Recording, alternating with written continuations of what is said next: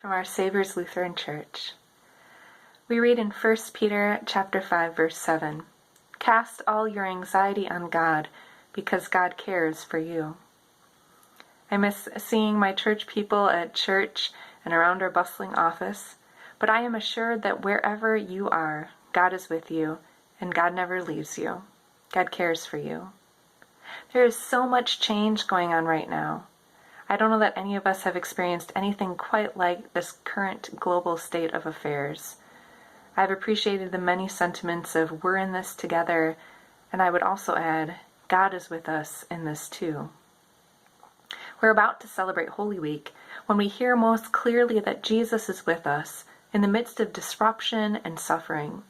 Jesus gets down into the grit of life and isn't afraid of suffering. In fact, he chooses to suffer with us, so that we would know the depth of God's love. Holy Week ensures that we take time to contemplate Jesus' suffering. We don't skip from triumph on Palm Sunday to triumph on Easter Sunday.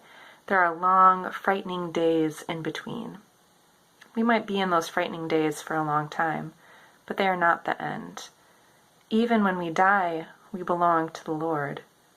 Now, there is much out of our control. I know that causes me anxiety. But the final outcome of things is also out of my control. That gives me comfort. Jesus has already chosen to give his life so that all would have life in the new creation. Final things are already safely in God's care. I hope you experience God's comfort in the many ways the people of our Saviors are reaching out to you in this time, in the many ways your neighbors and neighborhoods are taking care of each other. Some of you might be missing the central comfort of Holy Communion and wondering what we might do.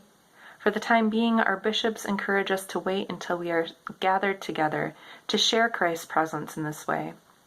I am most concerned that any Holy Communion be completely accessible to all, something that cannot be achieved in private homes.